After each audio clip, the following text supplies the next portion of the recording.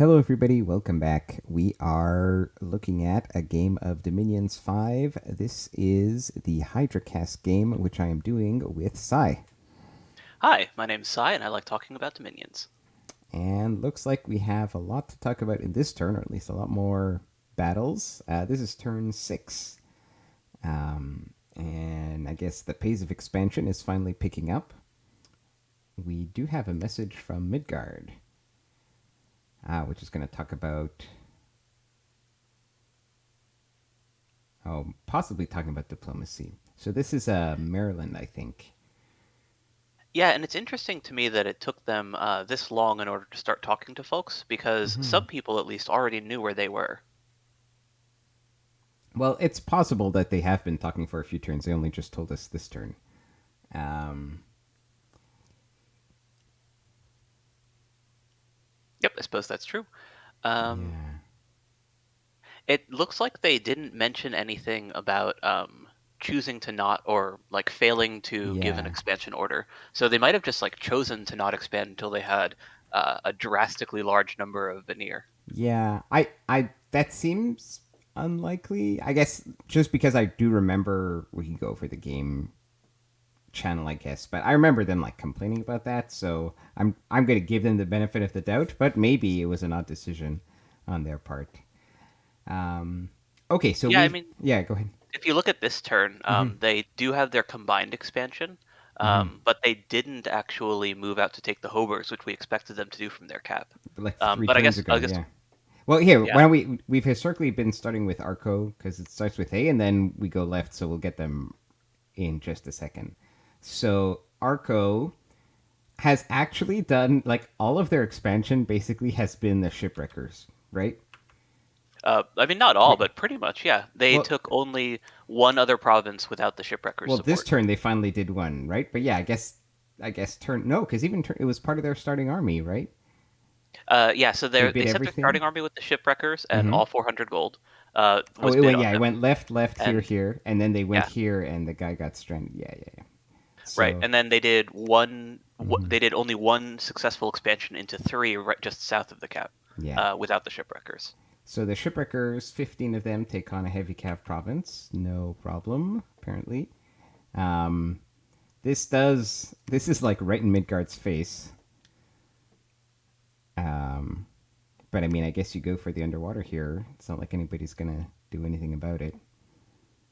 Yeah, that's the one that I said would be riskier, and Mm-hmm. seeing that it's Midgard there and that they're um, like a sailing nation that can very easily move around that pond, it's not a Mm-hmm. great place for Arco to fight. But on the other hand, if he does get 78 there, it's not like Midgard's going to be able to take that either. Mm-hmm. Um, I still just like for being conservative, I probably would have just taken 46 first. And then just like looped back, because you can't really guarantee that you're going to be able to um, like hold on to 56, and then if you have to fight around that corridor, then Van or Midgard I should say can easily sail onto 46 and 24, which would normally like not even be points of contention.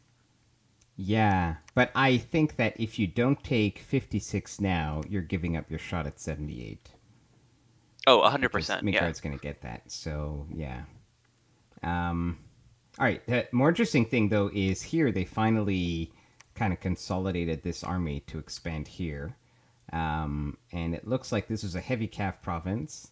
They obviously were eating the lance charges with the peltas. Let's look at the formation because this is like a more involved thing. What are they doing with these guys? So we've got these are three death, one nature, one mages. We got an elephant squad in the back. So they're still doing animate skeleton. Yeah, it looks like they don't have protection researched yet, which is I think what they The had goal been is, waiting yeah. for. Yeah.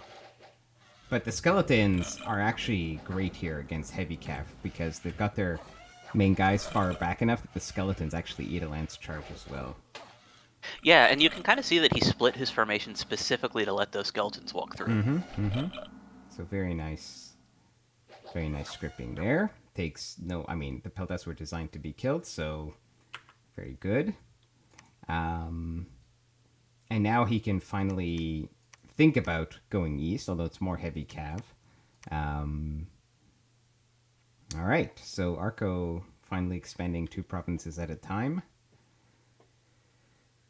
Once he gets that early alteration, though, he's gonna have a much easier time of things Yeah, because those heart companions with 10 natural protection on top of their already really good armor are going to just be very hard for Indies to kill. for sure, for sure. Um, okay, Midgard clears this province out. Oh, it looks like there were 2 fights here. So Midgard clears out the Indies. This was mostly crossbowmen. He has. Let's just see how they're set up to kill Indies. So it looks like they've got a bait squad here, and then attack rear. Although there's a very brave commander. That was an odd. Yeah, I'm not sure why he has that guy in front rather than hanging out with the other cavalry. Yeah, that was weird. Did he maybe just forget to like? So the other guy's on hold and attack. What was he doing? Air shield. Oh, he just air shield and go. So maybe he just forgot to have him cast something else. I don't know. Maybe the other Vanir were supposed to be on guard commander and just got left on the prophet instead. Could be. There are 6, 7 of them. Anyways, he kills the Indies, no problem. But then, Caelum also wanted this province. Now he's doing bird things. Where did the birds land?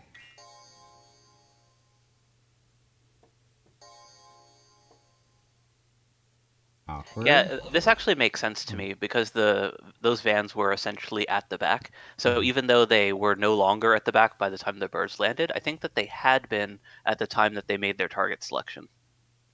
Could be. And in terms of protection, like these are 15, 13, 13. I'm pretty sure he has them scripted to hold attack rear rather than just hold attack. Yeah. So unfortunately, birds do not win against elves. No, not when they have to actually fight fair. Yeah. And that's going to slow down Caelum actually quite a bit because that looks like it was essentially a full turn of production there. Yeah, that was like what we thought this turn he'd get 3 per turn. But this is going to be, I guess, -1 to that tally. We'll come back to him later, but let's remember that. Unfortunately for Midgard, sorry, this is a bit of a dead end. I don't... Yeah, maybe he can make it here. Yeah, but you don't go expanding into someone else's cap circle. So that's... actually, they do have sailing, I suppose. Nope, there's nothing really they can sail to from there. They're only bordering that northern ocean, so it doesn't help. Yeah, you're right. So you definitely don't go there. But I think from here, you could make it to this province. This is hills. Is any of this cold? Yeah, it's all cold. Yeah. Wait. Do Vans have like cold move? No. Yeah, that's one of the unfortunate things about them is when you're running the natural cold scales that your nation wants, it does limit their mobility a bit. So that's unfortunate. Now he does have a fresh stack for next turn, and somehow he still hasn't gotten these Hoburgs. I feel like this is. Yeah, that's what I was saying. Is I think that the amount of veneer that they have in their cap is at this point kind of excessive. Yeah, I mean we don't know exactly, but it's gonna be like you don't need a lot to take this. See, so sometimes, obviously, if you're like trying to take the big heavy calf province or whatever, like so, this is true for elves, but it's also true for other like heavy calf sacred nations, right? Like most indie types, you can kill with 5, but there are some provinces if you don't want to take attrition, you want to go with like a double squad of like 10 or something somewhere in that neighborhood. But it's really important to get as many of the low-hanging fruit as possible with small, like, armies of, like, 5 dudes or whatever it is for your nation. Just so you can, like, poke out and get more information, kind of establish a presence on your borders. Like, right now, Bogarus sees, like, there's nothing here at all from Midgard, so he just feels free. I mean, they might have negotiated this already, but you know, there's no, by the time Midgard clears this might already be in the hands of another nation, right? And this is especially true for Midgard, which can expand with extremely small forces. Mm-hmm. Since they're generally using the Vanhurst and then having their Veneer on Guard commander, you can generally like get by with literally like 3 or 4 sacreds, like not even 5. Mm-hmm. Um, because they're on guard commander, you're not really like you don't really benefit from having the 5 minimum in a squad the way that you normally do for morale purposes. Um, Right. and because you like both the command squad, essentially, if you want to call it that, is so fast, you can often with attack rear shenanigans kind of cheese a lot of these more difficult province types. So you basically just use like one Huskarl or like an indie unit or whatever, and then have that lure in. Crossbow bolts, heavy cavalry, whatever you're worried about actually doing damage, and then go kill the commanders. And you don't need that many to do that. Now, one thing that could be true, and I don't know if this is like part of, if they're aware of this, like we had some questions about the withering weapons. Like the bless that he's running is, I mean, they're elves. It's a larger blood surge attack bless. Um, but besides from elves and just having like elf defense, well, is this guy? Well, he's weakened. Like you could have a stronger elf bless, right? So like I'm wondering if they're afraid that they're going to take too much attrition if they've tested it and the expansion isn't as strong as. Ironically, the larger repel sort of build is much better on the commanders than it is on the regular troops. So Mm-hmm. while the normal elves might run into trouble if you're taking like a small number of them and having them actually engage into heavy infantry and so on, for attack rear purposes with guard commander, it's actually fine because usually the weakness with that is that the commander himself takes an unlucky shot and then the rest of your Mm-hmm. guys run away. With Yeah. larger, because they have both a higher HP pool and you get that repel going, which is generally better on like fewer, more elite units, you're actually in pretty good shape. All right, we'll have to ask them at some point, maybe why they were so afraid to use smaller parties here. Okay, moving over to Pattala. So remember, a couple turns ago, Pattala lost their Awake Expander here. But they're doing a good job so far expanding with their monkeys. Looks like they have sacrificed Atavis to the Heavy Cav.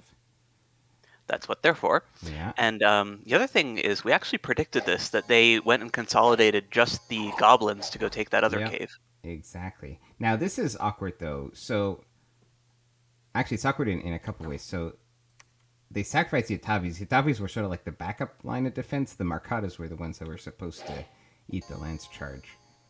Um, but the Mercata are on fire, so they should be on attack cavalry.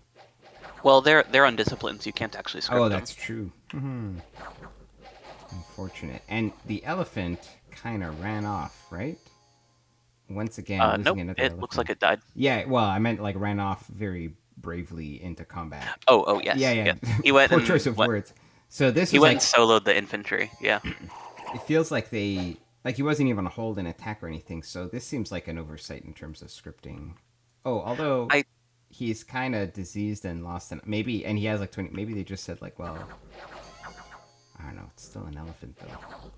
I can see what they were going for. Like they were like, well, this elephant is like a diseased sack of death, and it's not Yeah, really going to accomplish much. But we can maybe have it go gank the commanders if we get lucky. fair So they just enough. had it go run in. Yeah, fair enough. Fair enough. And the other thing too is you don't know exactly. It turned out to be only like 4 heavy cav, but it could have been.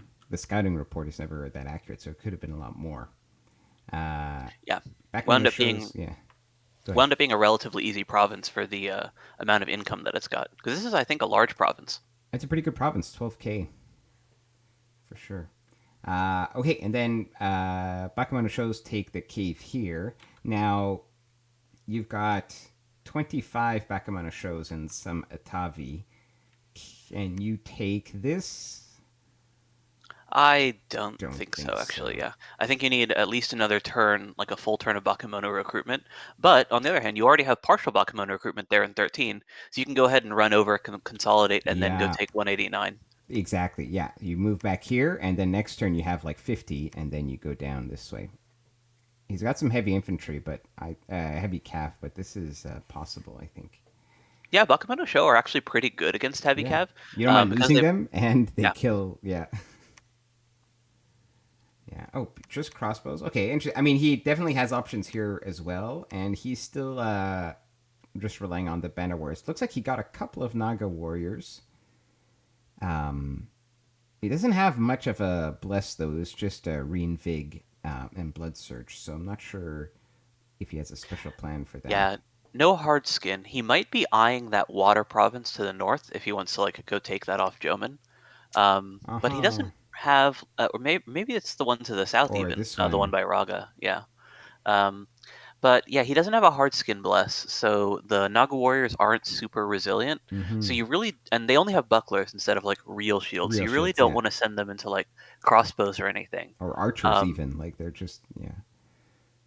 Yeah, and then the other thing is that because their encumbrance is so high, they don't want to fight like too many enemy units. So even Mm-hmm. just like a large number of regular heavy infantry can be a problem.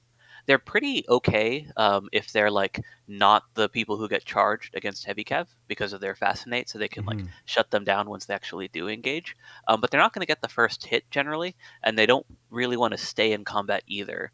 So their use case as like an expansion party is usually like with a screen and also like not fighting too much, and so they're kind of not really the most reliable expansion units, unless Yeah. you have hard skin, in which case they suddenly become good.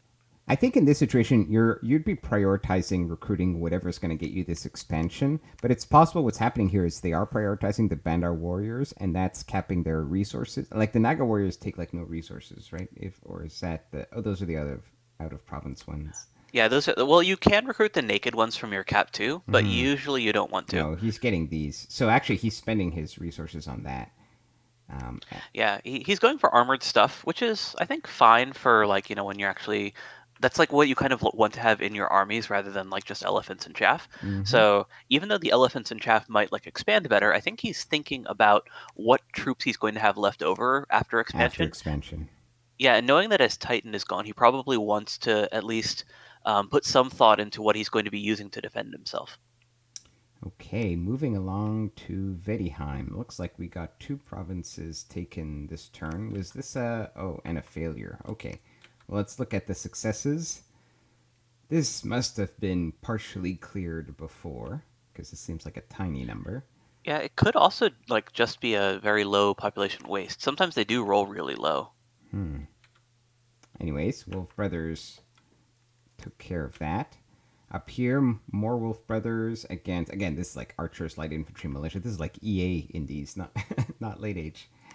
Yeah, those are very small provinces actually. You can kind of see with their pops, like they're Mm-hmm. both like 3K ish. Yeah, yeah. Now this one is in the cap circle, and it looks like it didn't go as planned, but it looks like it's the same script, right? He's Wolf Brothers. Oh, this is like two squads of Wolf Brothers. I think he just Yeah, ran this is into. There's like too much infantry here. Let's see what Yeah, this happens. is odd to me because he'd been doing a really good job before with using like the regular Vedi infantry as like a bait squad, and then Mm-hmm. having like a pretty large number of the Wolf Brothers on the attack rear. The Mm-hmm. problem that we're running into here is that his bait squad is his more expensive Wolf Brother guys, and they do have good defense. So like in a straight fight, they're definitely not useless. But the guys that he has attacking rear are supposed to be his victory condition. Like they're supposed to kill the command squad pretty quickly and then get you the win by route. And there's But not there's a enough of lot them. of Yeah. yeah, there's only like 6 of them, I think, and then there's a lot of archers or Mm-hmm. crossbows, and those crossbows actually have decent armor too. Yeah.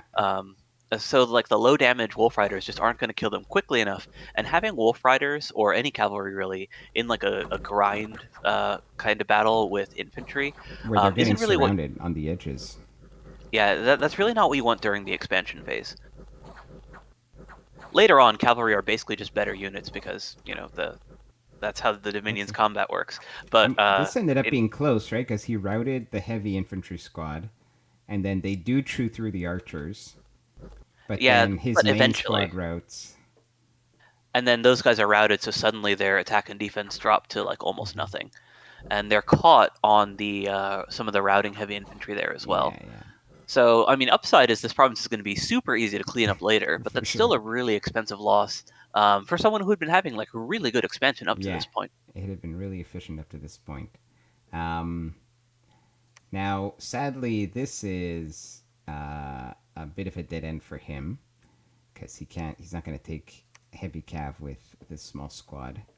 Um, but this can probably take one of these provinces, and then he probably has, with his new recruitment, he could probably go at this way. And it's winter now. He's starting to recruit his sacred, so we'll see some of those pop up probably Yeah. soon.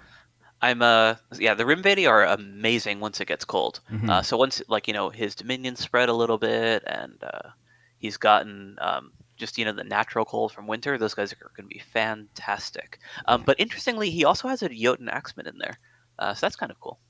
Interesting. Yeah. Or three of them actually. So I really do like the Jotun units for expansion. They have really good protection. Mm-hmm. Um, they hit hard, so they can chop through heavy cavalry, even like through their shields. But Vadheim doesn't get the spearmen, which are usually what you want for expansion. Like you want either Yeah. the spears or the javelins. And these guys, because their weapon length is like base 1, so it only goes up to 2 with the Mm-hmm. size 4 bonus. They aren't nearly as good defensively as the Jotun spearmen, because your usual Jotun spearmen can like go repel even like indie spearmen because they're just bigger. So they kind of get that like secondary defensive role. Mm-hmm. The upside of the axemen is basically that they can smash shields, which sometimes you want. But for expansion, it's not that useful. Yeah, and they do get poked a lot because it's an axe. They take a defensive penalty. So I mean, they have a lot of protection, but they aren't immune to chip damage. So it's not like so elite that if you get surrounded by a bunch of little indies, you'll actually get crit and you'll actually will take damage. Yeah, absolutely. Like they have both a defense malice and no repel, so they basically don't function nearly as tanky as they look. Mm-hmm. Upside, like usually the reason that you buy them is basically just for that high damage. So I think if he was like concerned about breaking like a heavy cavalry province and he wanted to have something that could win a fight straight up, that might be what they're for. And then the other thing that they're very good against is crossbows. But the way that he's been expanding with the Wolf Brothers, he shouldn't need to worry about those crossbows too Mm-hmm. much, because usually he's fighting them in melee. Mm-hmm. All right, we'll see what he chooses to use them in a couple turns. Okay, let's shift up to Tianqi. Actually, I was thinking about this. We've just in this episode we're starting a new recording session. We did the previous episodes in one go, and I remember commenting how early on, so Tianqi had expanded east first with like the first 3 ancestor vessels, and then he'd combined into this province with an army of 6 ancestor vessels. And I talked and criticized how like you can keep going with those 3 ancestor vessels, and that is true, and I stand by that statement. But I've remembered since then that whenever I play a sort of heavy cav sacred nation, it turns out it's actually better to do what these players have done here, because clearing that cap circle faster gets you more sacreds faster and allows you to expand faster. So in other words, you take your first 3 out here, then you combine into a force of 6. But the thing you would do after is that force would then go out and like no longer be reinforced, right? So he would have branched off this way and cleared out like this. It would become its own independent force. Meanwhile, in your cap, now that you have 2 provinces from your cap circle cleared, you can get 3 or 4 per turn. So if you're lucky, you have like a super easy province. But even if not, that means you're going to have like a 7 or 8 strong force to go in 2 turns. You get 2 more of your cap circle, and then you're good to go. You're making 1 expansion party a turn. So that is usually the kind of build that I do with this type of nation, which is what these players went for. Now, unfortunately, they did make a mistake 2 turns ago or 1 turn ago, where they had their ancestors with their footmen, which caused them to rout. And a bunch of them ended up here, and it looks like they've sent a commander here to pick them up. And now here they have expanded into a very easy province. So I think that what we had been saying they might do is send like a group of ancestors reinforcing to go pick up the 3 that had retreated, and then keep expanding with them. Sy, you got really quiet just now. Did you move your position? Oh, sorry about that. Okay, there you go. Yeah. So what it looks like he did though instead is he bought a new indie commander in that province. Yeah. And then if you look at the group that he just took that province with, it's got 10. So instead of just reinforcing with like a partial group from He there. went with everything. Exactly. And then that a commander with those 3 to the north probably isn't going to be able to take on a province. I mean, he can't even bless them. So it looks like what he's doing instead is he's probably just going to bring them back to the cap. So that's wasting even more turns of movement. Well, I think what he could do is he could bring them here with a priest commander bringing more reinforcements here, and then go at the third ring here with a combined force.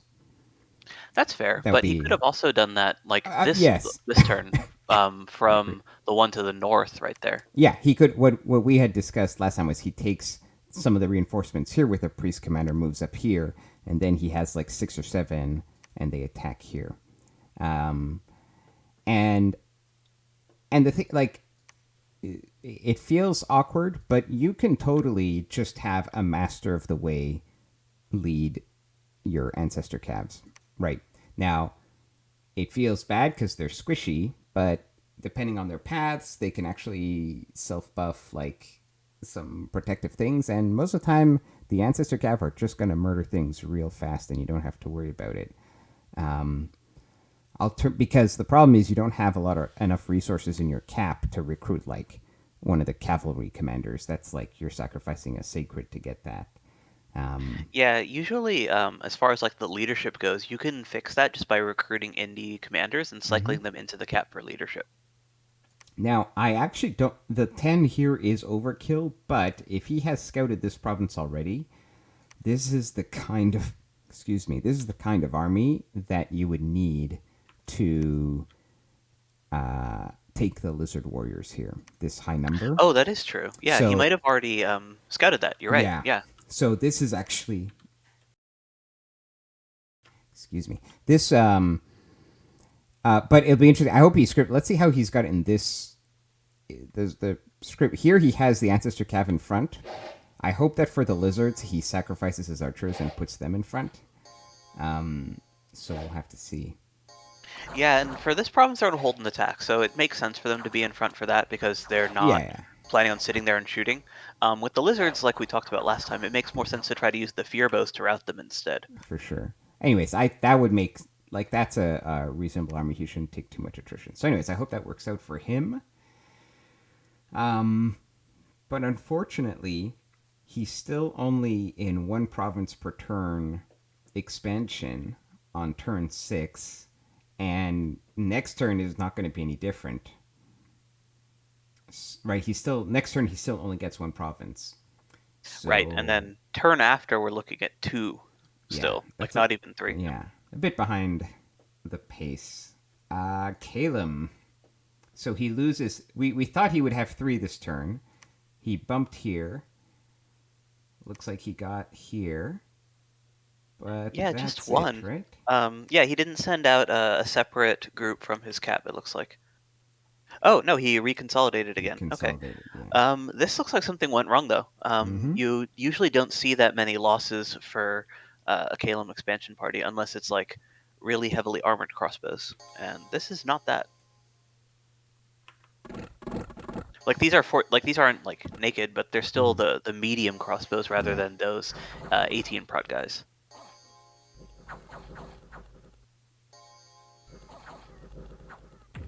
Oh, I see. Okay, yeah, that's what happened. The routed heavy cavalry ran into them anyways, so he still ate some lance hits.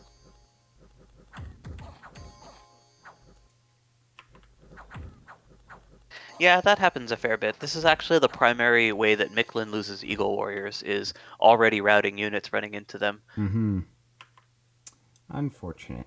Now but because it was reinforced, this is still big enough to take another province afterwards. Although I'm not sure if he's in range absolutely. of an easy target. Well, yeah, it doesn't need to be an easy target though with that size of a force. Like he could easily take 104 or the one just to its northeast there, or northwest. I mean. Yeah. Well, and he's got a big blob here, so he'll be ready to go. But I think this means he's only 2 per turn now for the foreseeable future. Yeah, but I think he's doing fine. He's I think the player who's had I would say the cleanest expansion so far, aside from Bogarus, who's done some outright impressive expansion tricks. Okay, now we have Jomon. Now, Jomon did this weird thing last time where they had moved. They had an army here, then they moved it down here, then they took their Cap army, moved it up here. Looks like the Cap army went east and took out Bakamono shows, which I guess is great. You can recruit those now. Yeah, that's also that's one of the harder population types when they have the Ko-Onis in there, Mhm. because those guys hit hard, and they're also size 1, so And they're this pretty. is yeah, this is also darkness, like the. Yeah, so you got that 3 attack defense Mhm. penalty, and he got unlucky with the random on the shaman there, or the priest, I should say. That Mhm. guy's rolled death, and that's not a guarantee. Yeah. Luckily, his heavy cab did work there, but Hmm. I mean the Ashigaru did eat some losses. Now it looks like here, this is his original expansion army, which looks like it was just whittled down too much, and he only had 6 samurai archers and 7 ashigarus, and it wasn't enough. Oh, oh, I know what he did. Okay, this is gonna sound this is a little weird, but what he did was he left the heavy cavalry behind in the province when he moved them. So that's why that group moved north. Hmm. So he basically like did a troop handoff. Yep. I get what you're saying. So yeah, because this group did have, when he started expanding with this group, it had a couple of cavalry, but Yeah, that's very weird to me that he would hand them off like that because that was like that's a big part of how that group can expand. yes, And and yeah, it's weird. Like it feels like he should have at the same time reinforced this with some more, yeah, yeah, or just not done hmm that. or just not do that. Um, well, okay, because the other thing is him moving here. I thought was going to allow him to push north into these forests. Instead, he goes for that cave. That's fine. That still opens up the forest in the eastern front. But he could have a turn ago gone south here. Now he's done it this turn. So let's see. Oh, that's because he's been working ninjas in this province for a while. So yeah, this might be one of the pitfalls of assassin expansion. Is you see a province where you're like, oh yeah, I can definitely clear this with assassins, and then because you're not taking it, you have to like work around that province. Hmm. So you often want to like go like an extra space out, To just work because your you know that it's gonna assassinations. Yeah. right because you know that it's gonna take a little while for that province to get cleared, and then that way it's not in the way of your expansion. Hmm. On the other hand, that was also, I think, a heavy calf province, so it kind of makes sense that he would want to. Oh no, it wasn't. No. That was a regular crossbow province. Yeah. Yeah, not sure why he did that then. Well, I mean, he's getting 2 provinces per turn, this turn at least. That's So true. Yeah, he got he at least did that. yeah. Oh, it's the one next to it that's the heavy calf province. Okay, Yeah. yeah, and the other interesting thing is that because that's going to be a mounted commander most likely, it's actually a little bit risky for a regular ninja to take because Hmm. those guys can definitely get stabbed. Now, next turn he won't be able to get 2 because he's cleared his cap circle, so this will have to reinforce somewhere. But this is a strong army. It'll take something, no problem. He might have more assassination things going on, and yeah, that is Jomon. And it looks like no, that's it. It's only, I thought his pretender might be awake, but it's only turn 6, so I'm crazy. Yeah, I mean, I think it can wake up. What? It isn't like turn 10? 7 the earliest it can Oh, wake up? really? I Oh, didn't. It could be that. It could be as early as 7. I didn't know that. I think I know there's a dice roll involved. I don't remember what the actual lower limit is though. Mm. But yeah, turn 12 is the average, and then yeah. Okay, Ulm has been a little bit on the struggle bus because he was using a lot of rangers, but we thought he didn't have enough wolves. Now it looks like he just his expansion path. He ended up here, then he moved back in here, just to because he had nowhere else to go. He didn't feel he could take this on. Now he's got a big. I guess these are mercenary war elephants. Yeah, that's the elephant band. So 5 Yeah, the war clan elephants war, and elephant commander. Yeah. And only ranger. and So only again, he rangers hasn't again. sent out those wolves yet. And this is, I mean, I don't know that. I think this is going to be disaster. Well, first of all, wait, is it cold? No, this is hot. This is cold, so you can't cross.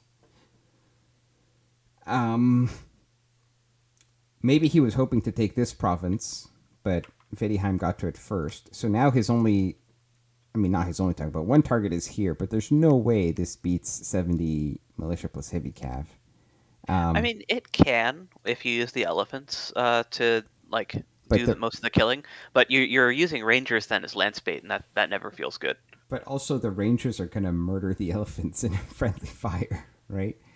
Uh, Oh I yeah, I mean, there's I real think that's anti-synergy there. Yeah, both of those are groups that want to like you. He basically has like 2 cannons and no tanks. yeah.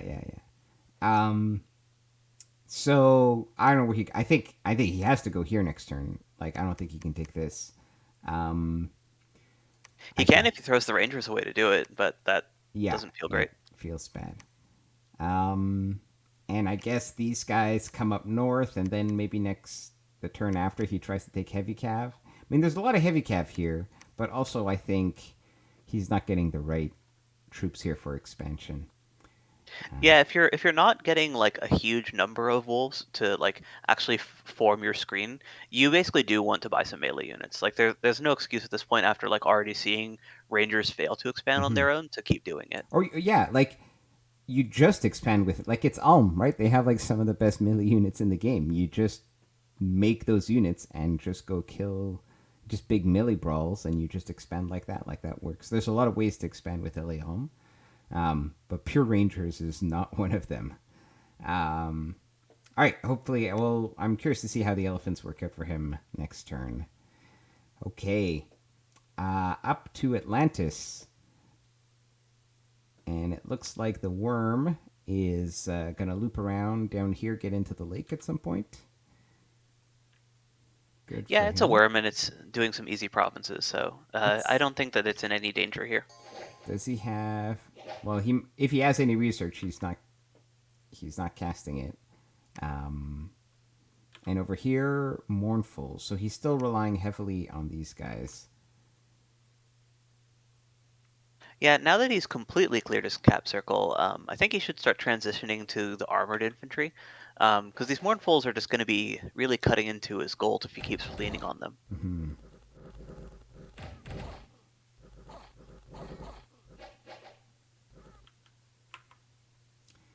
That was he didn't completely clear his cap circle. He's got 1 left. One left over Um, here.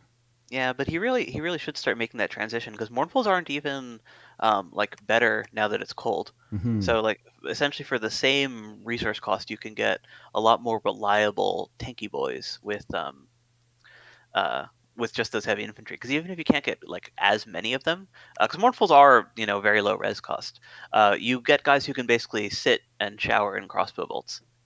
Mm-hmm. Yeah, we'll see. I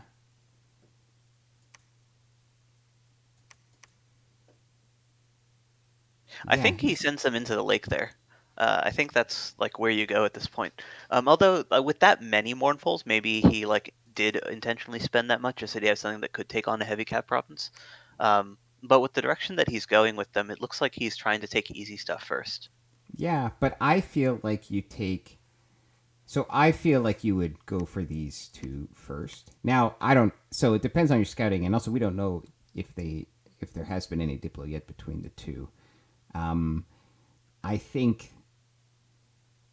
So my thinking would be this: would be first of all, one thing that's interesting, and this is interesting actually in a few other situations, but it's not clear that people know the extent to which Phlegra is struggling, right? But Oh, for sure. Yeah. um, but I don't think if you're expanding with this, I don't think there's any Phlegran expansion army that scares you, right? Like you're happy to take a bump with a bunch of mournfuls, right? Because these Yeah. might actually kill like Cyclopes, right? Or they just actually hit hard enough. Um, so, and also, I know that like the Phlegrum player does not want to expand west, right? The Phlegrum player is gonna like be happy with his like 9x9 in this direction because he doesn't want to touch the like. This Yeah, is he can't crazy. take that land bridge. Exactly. So So you can without even doing any diplo, you kind of know this is yours. So you don't need to rush here anytime soon. So yeah, I think that's actually true. Yeah, so you're 100% right. yeah, I He think he goes for goes the heavy cap south. first. And the other thing too is like knowing Tianchi, like maybe you scouted whether you scout it or not, it's going to be heavy cav and an expansion party. Like if it was like if you're worried about potentially 15 or 20 sacreds, that's going to be an issue. But if you're expanding with sacreds, it's going to be 5 to 10. And again, I kind of you'd lose a lot of sacreds bumping into this. Yeah, 23 Mournfuls can dual damage to most anything. But again, it depends. Like these have no attack skill, and you don't know. Like maybe he doesn't know the bless, because if you did a rainbow bless on the ancestors, they have like 20 defense or whatever, and they're literally never gonna hit these guys. Or vice versa. The Mournfuls are like actually never gonna hit them. So it depends how much intel he has. But I would take that bet, because even if they were like rainbow bless, you're only gonna have 5 of them, and I think you go this way. Anyways, we'll see. And like even with like heavily defense reliant sacreds, a lot of times they do actually lean on their shields, and those Mournfuls will smash those shields. True. Yeah. Don't the ancestors have a fancy? No, it's their armor that's fancy. I was wondering if the shield was anything special. Just a normal shield. Yeah, just 16 prot. So going up against what's effectively a two-handed slashing attack is gonna break that pretty quickly. Yeah. Okay, so that's Atlantis. I mean, Atlantis, although still, like, he's only getting 2 a turn because he has an awake expander, right? Like, there's still not a second army. I mean, there will be, I guess, next turn, potentially. But there's still not a second army chomping around. Yeah, he lost his other army in that one unfortunate battle where the worm was behind them. Yeah. Okay. Moving over to Bogarus, looks like he got 2 per turn. 2 this turn, I should say. So what happened here? That's the fancy layout party where it's like all about that archer formation. This is round 2, right? Yes, yeah, this is the second time. And there we go. Yeah. He did 1 each. Like that's fantastic. He's diluted them even further. But this is like a great... these are like the perfect kind of indie type for this, right? Where there's nothing particular, there's no cavalry, nothing super scary. So, to be honest, archers are kind of your biggest threat with this type of layout, because they can actually snipe your wizards, and that's bad. Also, it looks like they are going straight for the smitecaster there. That's interesting. That is not what I would have expected, because they literally like ran into an archer on their way there. On the upside, at least they ran away quickly after killing him, so only lost 1 guy. And the morale is holding strong on these 6 morale guys. Well, they're not going to get morale checked, right? Because you have to lose 50% of your HP, or that squad has to take damage. So sure, they'll run once an arrow actually hits them. And we did see that with the last fight, where like one of the squads of 3 got like... That's right. 1 guy got injured and ran away. But, I mean, in this case, these guys are each their own thing, so until they actually get hit, they don't care. All right, excellent. And I think this is when they realize they get the steel ovens. So good for them. And then up here, it looks like we just have heavy cav. Oh yeah, this is a big stack. Feeling very confident. And the size of this stack is going to give them the confidence to push north and take a bump with elves. Yeah, it's interesting that they built up that much, but I can see why they did it. I mean, you do need groups that big to take heavy cavalry without attrition. Also, this is actually a pretty beefy... Like, I don't know if I would send 8 heavy cav into this. You know what I mean? Like, maybe with all the support, but... Because that's a lot of stuff to chew through. And they're not, like, they're just heavy cav. They're not sacred or anything, so... Yeah, critical massive lances makes a huge difference. Yeah. Instantly routes the heavy armor, yeah. No, I kind of support this decision. And also, they're not only thinking about this province, although it was a little beefy. It's that, okay, suppose he had taken this with, like, a small amount of heavy cav. Where do you go next? Okay, actually, there is an easy province here, but you do have to. But they didn't know that. Yeah. I think they put this together so that without scouting what they have to their north, they can still reliably keep going with this. Honestly, I think you can split this and take both of these. Yeah, they do have 2 commanders for it. And then they also can split the Smite Wizards if they want to do one each, or Exactly. I think keep it it's. with whichever one they think looks scarier. I think you. I think. I mean, it'd be both, but I think these now depends what their scout report says because if the scout report says 60, right, Then yeah, that starts looking it'd be scarier. scarier. But probably they can take both. Anyways, we'll see what they do. Now, okay, what do you do with this archer squad? Can they do any of these? I don't think so, right? I don't think you can do They this. actually can't move anywhere other That's than true 154 or because the throne. it's not cold here yet. Yeah. So I think these And guys, their adventure is over. I yeah, you don't send that into Vinemen because like Smite is no. very effective against them because of their low morale, but Hmm. they never rout, so they're guaranteed to basically kill some stuff, and that's not something that squad can deal with. No. I mean, he's starting. So they're starting recruitment of indie crossbows, but I think you reinforce with like more heavy cav, and you start taking this here probably. Um, Yeah, that anyways, makes sense. we'll see. Also, but or you just camp here. Honestly, this is such a good province. You just fort this up like this turn. Like you.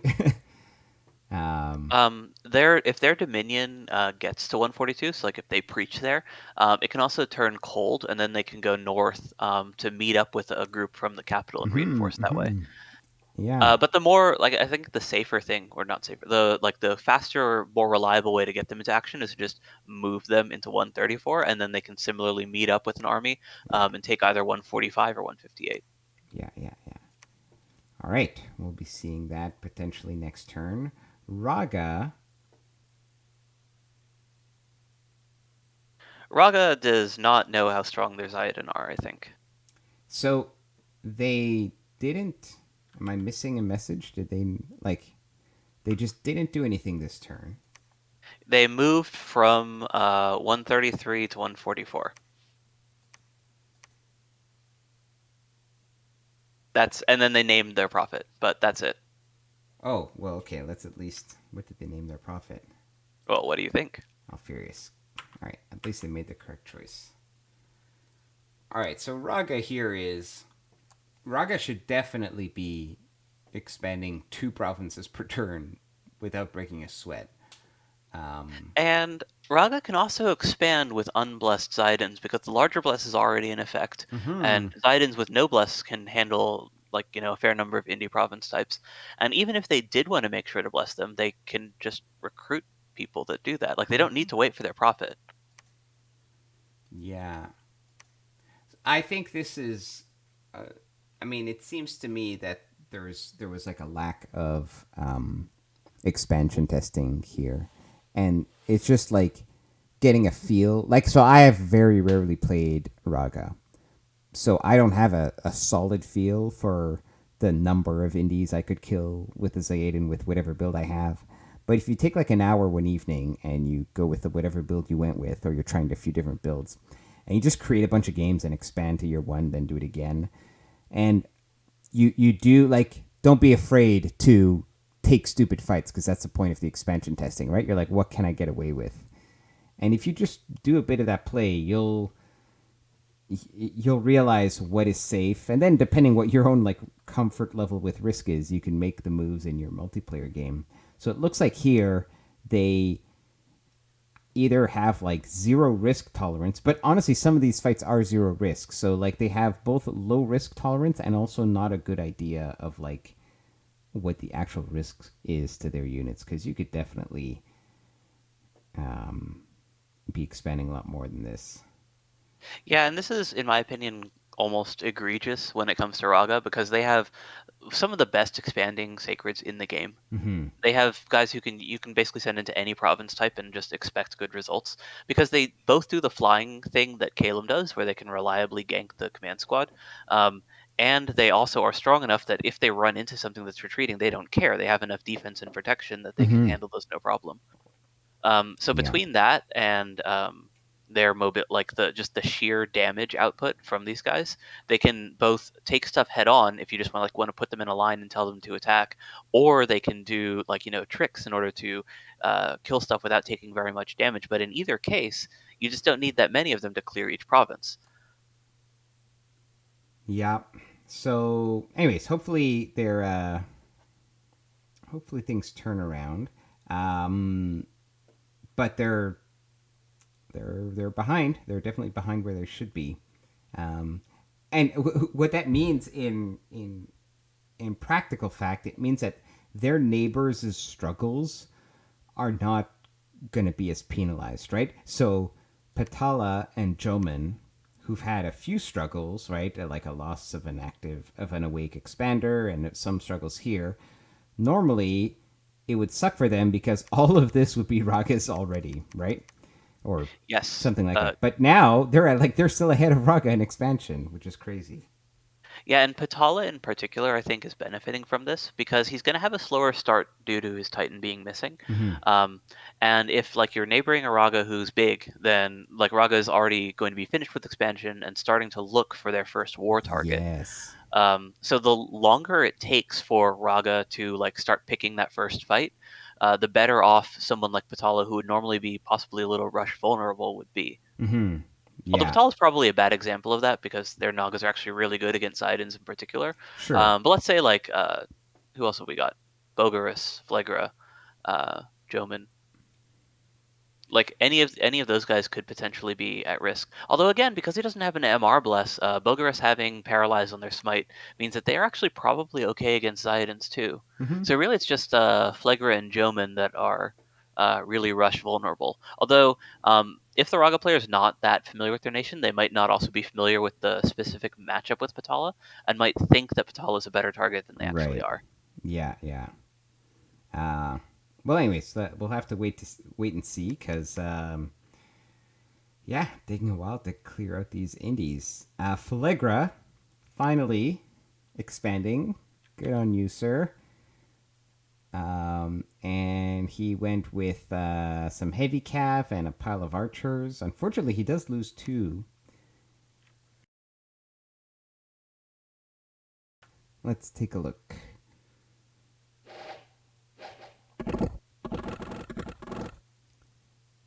So these are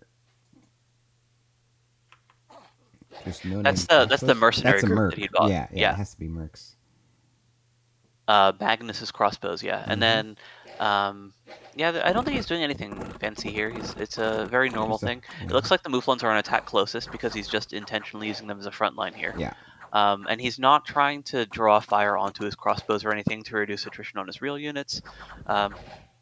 Yeah, this looks like about as basic as you get. Yeah.